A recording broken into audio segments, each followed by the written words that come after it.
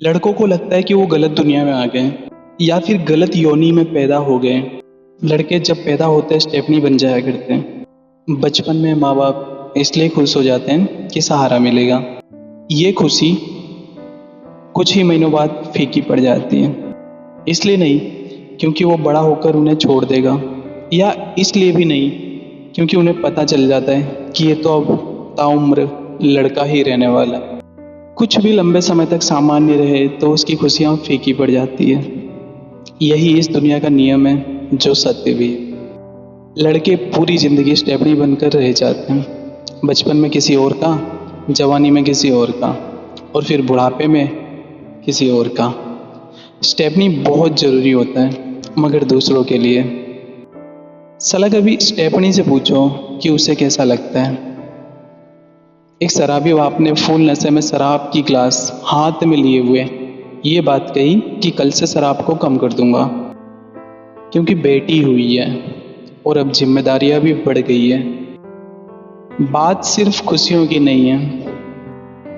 गम ही लंबे समय तक यूं सामान्य बना रहे तो उसकी भी कड़वाहट फीकी पड़ जाती है।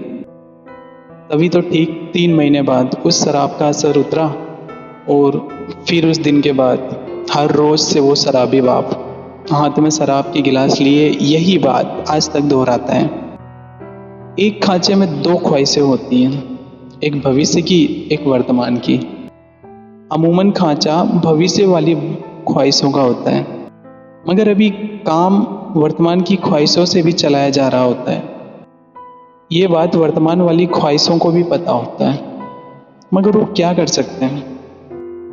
उसे अपना अंत भी तो पता होता है, लेकिन कुछ पल के लिए ही सही खांचे के साथ का एक सहारा होता है।